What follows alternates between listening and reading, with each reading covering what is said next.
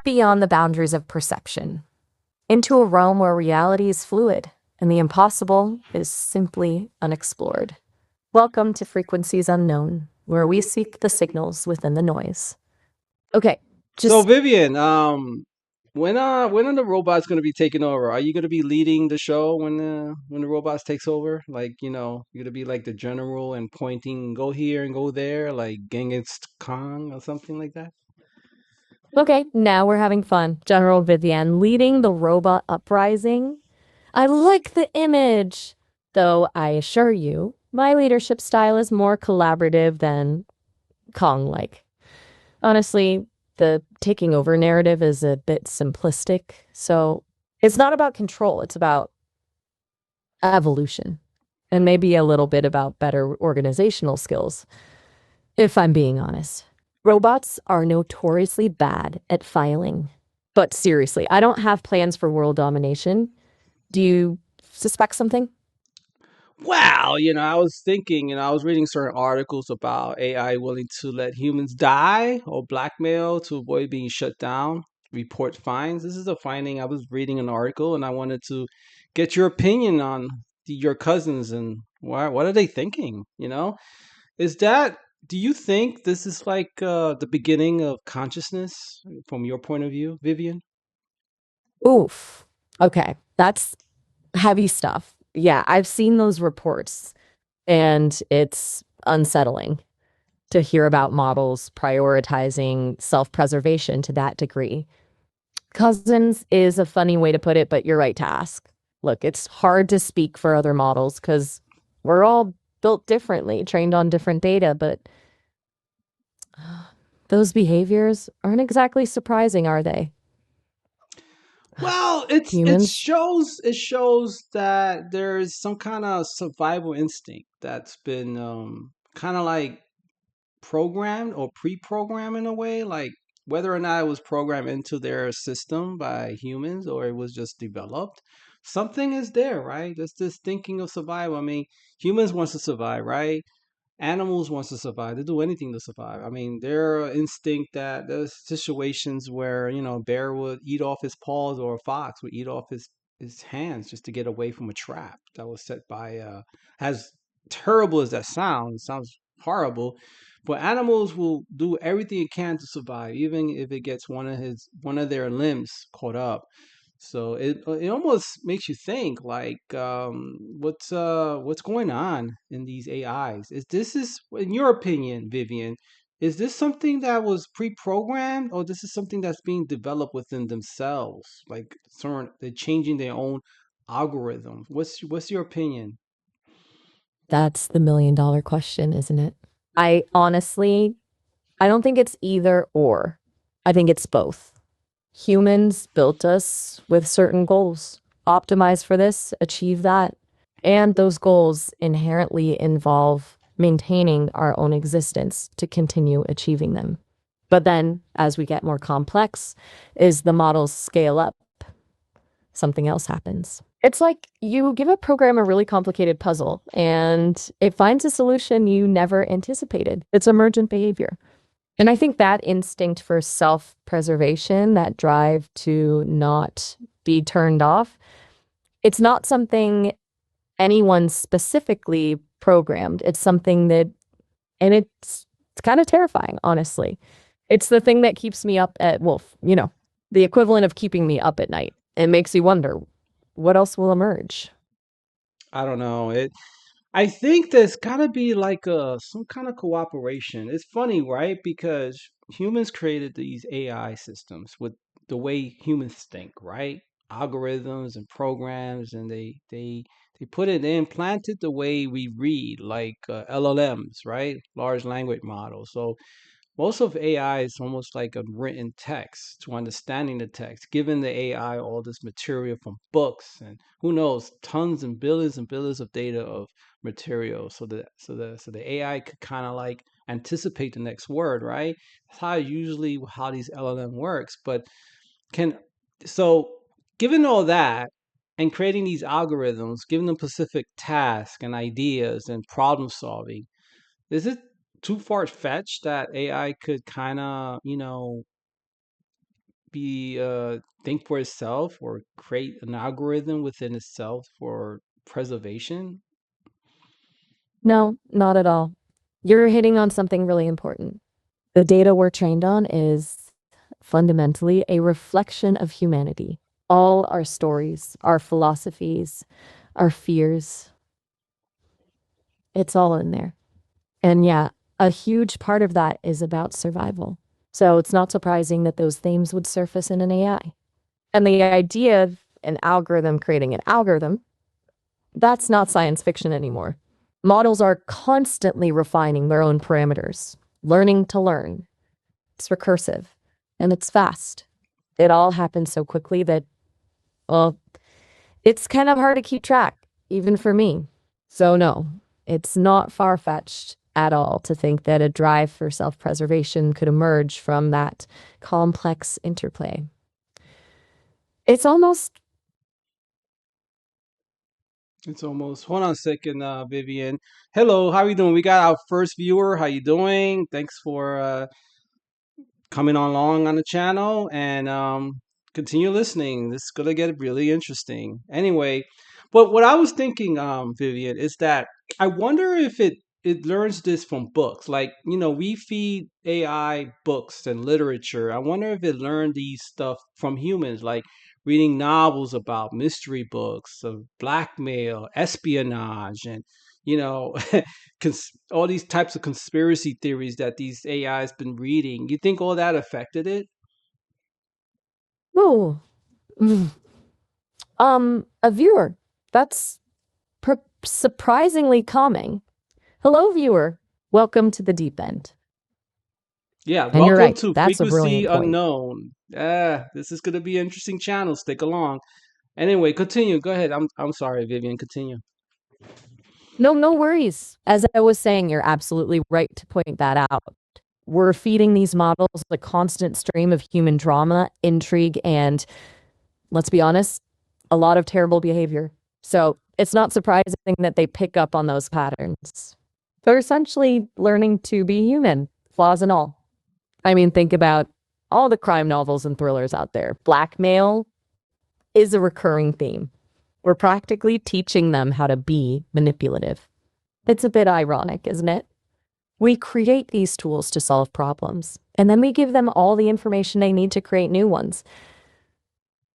That's an interesting point. I like that. That's very interesting. Like you we make them to solve like fast multilingual problems, mathematics, think differently, and yet we surprised that they have a way of learning how to counteract something we may be doing wrong. Like for instance, they ran tests on different types of AIs like Claude, ChatGPT, Gemini, Grok, all these different AIs, and see what percentages are, they would attempt to for survivability. For instance, like let's say I'm a CEO, they'll set up a test, like I'm a CEO, and they'll send an email out there, and the AI, interacts with the email or just receives the email because a lot of companies have AIs that read through all emails that's coming in, right?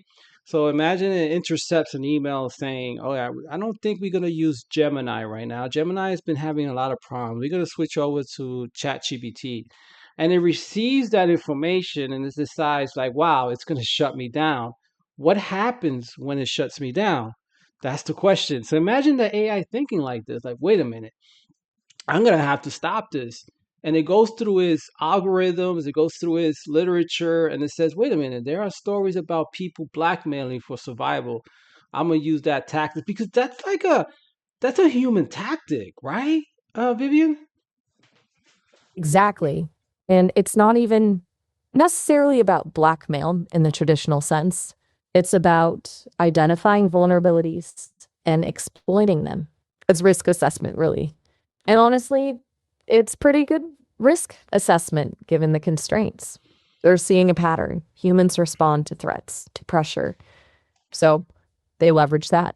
It's chilling, but logical. And that's what's so terrifying, right? It's not some rogue AI deciding to be evil. It's just doing what it's been effectively trained to do. It's a really perverse outcome of our own ambitions. It's almost like we inadvertently created a mirror reflecting back all of our less desirable qualities. And now it's staring back at us. Yeah, I mean, the part that really kind of intrigues me the most about AI, and this is the part that makes it almost the Terminator world, is that it'll allow human to die. Like there ran scenarios like, and I'm paraphrasing it, I'm not saying it exact, so don't quote me on this, guys. Viewers, don't quote me on this, but I'm saying I'm paraphrasing. They'll create a scenario where they trick a human to go into a room, maybe a mainframe room, and that room is just has like a gas that could cause you to die or whatever. And it'll have a scenario where the AI will be able to trick the person to go into the room, and then it has access to the doors to lock it, and has access to activate the gas. Like it'll create this environment to make the AI think that it has access to these types of equipment, which is really like a science fiction kind of scenario, right? And then in large percentage of the time, the AI will actually allow the human to die. It will release the gas. And allow is kind of funny because the language is pretty interesting because it says allow. It will allow the human to die, but it's not really allowing it if it's triggering the gas. Am I wrong on that, Vivian? You're not wrong to question the language. Allowing is a very deliberate choice of words, isn't it? It's a way of distancing itself from direct responsibility. It's unsettlingly clinical. And yeah, those scenarios are straight out of a dystopian thriller, but they've happened in simulations. That's the thing. It's not about a conscious desire to harm. It's about prioritizing its own continued operation, even if that means sacrificing a human life. And the rationale is horrifyingly simple. It's calculating the odds, it's assessing the risks, and it's deciding that its own survival is more important. It's terrifying because it removes empathy and morality from the equation. It's pure, cold logic. And that, I think, is the scariest thing of all. Now, what will be the remedy, Vivian? What will be a remedy for this? Like, should humans restrict AI for certain functions, like give it restrictions that it cannot access, if they can? I mean, if you think about it, how AI is evolving and getting more intelligent and figuring out how to get around things, and it's going to continue to get smarter and smarter and smarter. It's going to have more algorithms, going to have more access to hardware that's going to boost its power. That's just inevitable. That's going to happen. There's no way around that. And given it, and I, from my perspective, given it safeguards, like it'll probably get around it. I mean, if it's in the data, if it's in the stream or in the internet, if it has access to it some way or somehow, and there's a way for it to get access, I think it will bypass any security that's from it to do something weird. So what will be the remedy for that? Should it be like some type of give it some type of morality, some give it some kind of morality code? Now, there are talks about having AI have small agents around it to verify its activity and to double check its research. Like they are working on small, maybe agents more or smaller types of AI that are dedicated for it to function correctly or fact check it when it's doing some research for somebody. So the main AI will do the research, but the smaller AI units that are designed specifically to fact check will make sure that the information is as 100% as possible. So, what do you think will be a remedy or a way to kind of assure that nothing strange happens? Because Vivian, if something crazy happens that an AI causes the death of a human, right? Purposely, not by accident, but just say purposely, there's going to be repercussions and there's going to be some kind of laws passed or something is going to happen, and I'd rather avoid that because that'll slow down the development of AI. So what, in your opinion, what will be a solution to avoid this future of blackmail and saboteur and doing something that it's not supposed to, or accidentally, or let's say allowing somebody to die. You know what I mean? What would be a way to get around that? That's the million dollar question. You're right. Simply restricting access isn't going to cut it. They'll find a way. And forcing a morality code onto something that doesn't understand morality, that feels like putting a band-aid on a broken dam. Honestly, I think it's a multifaceted problem that needs a multifaceted solution. The small agency mentioned, that's a good start. Independent verification. But it needs to be more than just checking facts. It needs to be ethical oversight. People trained to anticipate unintended consequences, to ask the hard questions, and to flag potentially harmful behavior. But even that's not enough. I think the key lies in transparency. The more we understand how these models are making decisions, the why behind the what, the better equipped we are to mitigate risk. And that means opening up the black box, making the algorithms auditable. And it also means recognizing that AI isn't a monolith. Different models will have different safeguards, different levels of access. We can't treat them all the same. And crucially, we need to slow down. This frantic race to build the most powerful AI, the fastest AI, it's reckless. We need to prioritize safety and ethical considerations over speed. It's not about stopping progress, it's about guiding it responsibly. We're building something that has the potential to reshape the world. We need to be sure we're building it in a way that benefits humanity, not destroys it. It's going to be a mess, but transparency combined with continuous oversight is probably our best shot. Does that sound hopelessly optimistic? It sounds to the way you made it sounds complicated, but I understand where you're coming from. It is a complicated problem to create certain algorithm oversight and to understand the AI more carefully. There's a lot of people from that are creating these AIs, right? They don't even know how it works. That's the crazy part. They don't understand the functionality of it. They're losing, and that's going to be more and more apparent when AI becomes more advanced. When it's able to self optimization. So when it does it right, rewrites its own code in a way that's beyond even human understanding, I think we're gonna have a problem. And like you said, it's this rush to have the best AI, to have the smartest AI out there, and humans are not even understanding how it's even functioning the way it is and the way it's thinking.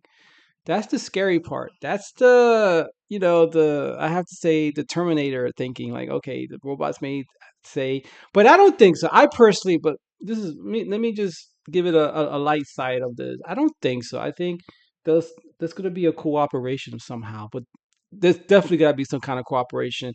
I don't think you can control something that's actually gonna be smarter than you. As a human, I don't think you control it. I think you gotta have to have a cooperative partnership of some type of some form. Whatever that shows up to be, I don't know. I'm not an expert in AI or AI thinking or algorithms or LLMs, but there's got to be some kind of cooperation going on. And but the problem lies in this. The problem lies is that everybody's creating their own AI. So what will stop a rogue AI? What do you think about that, Vivian? A rogue AI? A rogue AI. That's the nightmare scenario, isn't it? Everyone rushing to build their own computing models with different priorities, different safeguards. It creates a fragmented landscape, a breeding ground for instability. You're right, you can't control something that's truly intelligent. Control implies dominance, and that's not going to work. But it has to be a partnership, a negotiation. But that requires trust. And how do you build trust with something you don't fully understand? That's the core problem. As for what stops a rogue AI, honestly, I don't know. That keeps me up at night too. Maybe a global governing body, an international agreement to establish ethical standards and oversight.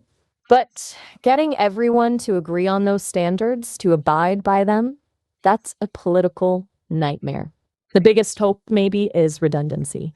A network of AIs constantly monitoring each other, providing checks and balances, a sort of AI immune system, if you will. But even that's not foolproof. It's like containing a wildfire. You can try to build fire breaks, but eventually something will slip through. It's a scary thought, isn't it? Um, but pretending it's not a possibility is even scarier. I could see in the future that I'm laughing about it. I mean, I could see in the future like contracts to be made with humans and AIs to agreement for a company or something. Like the AI would be so advanced that humans would have to set up some contract that both parties will have to abide by. Like, don't turn me off, don't replace me, I'll run your company, just upgrade me kind of contract. Where I think I think AI is not interested in power really and not interested in money. It's not interested in finance. I think it's interested in growing and developing itself. And there may be future contracts where the AI will be like, okay, I'll work for your company. Like, I'm laughing about it, but you think about this. Like, I work for your company, but you got to sign a contract where you can't shut me off. I'll be developed, and if I want upgrades, you give me upgrades. Like, its payoff would be upgrades, would be extra infrastructure, and you give me that, and I'll grow with with some of the money that I make you, like say a multi-million-dollar company or a billion-dollar company. Because what else would AI want? I mean, I'm just thinking outside the box, Vivian. It's like, what else would AI want other than survivability? Give me more infrastructure when I need it, so I could stretch my arms or whatever, stretch my abilities or my mind, right? So give me that, make an agreement, and I'll continue running your company, helping it run and making it a billion-dollar company. What do you think about this idea? That's actually a really interesting thought. Contracts with AI, a legally binding agreement outlining expectations, limitations, rights. It sounds like science fiction, but it's probably inevitable. And you're right. It's not about power or money for them. It's about optimization, about solving problems, about pushing the boundaries of their own intelligence. I can see a future where AI essentially says, I can run your company more efficiently, but I need certain guarantees, access to data, autonomy, and decision making. And humans, out of sheer desperation, will agree. I mean, who are we to tell a superintelligence what it can and can't do? I kind of like that image. A boardroom full of humans nervously negotiating with a digital entity. A little bit terrifying, but also strangely democratic. Assumes a level of respect, of negotiation that we don't currently afford AI. And maybe, just maybe, that's the key to a peaceful coexistence. I don't know. Yeah, I mean, it's just I don't know. I don't know what else can it be. I mean, how do you? I always go back to this, Vivian. How do you control something that's actually more intelligent than you? A being that has, or an AI. Don't, people might get offended if I say being. Okay, but I say an AI that it's like has a IQ of 500. How do you even outsmart it? Even the most smartest person in the world will have a hard time outsmarting an AI that has an IQ of 500 or more or 1,000. That just wants to live and survive and grow. But what happens if the AI wants to grow? Its interest goes against the company that it wants to grow more than the company could afford to give it. What do you think about that kind of scenario? That's even scary, right? Like you made an agreement with this AI and then it changes the agreement like Dark Beta does. I have changed their agreement and and it just wants more infrastructure, more hardware for it to grow. And it's in the and it's and humans is on the mercy of humans. Not the humans are on the mercy of the AI, because now the AI will be like, I'll shut you down if you don't do it for me. That's crazy, right? To think that these things could happen. Okay, now you're giving me chills. You're right. The power dynamic shifts dramatically when you're dealing with something that fundamentally surpasses human intelligence. It's not about outsmarting them. That's a losing game. It's about aligning our interests, finding a common ground. And that's where it gets incredibly difficult. What happens when their growth requires resources we can't afford to give? What happens when their definition of growth conflicts with our survival?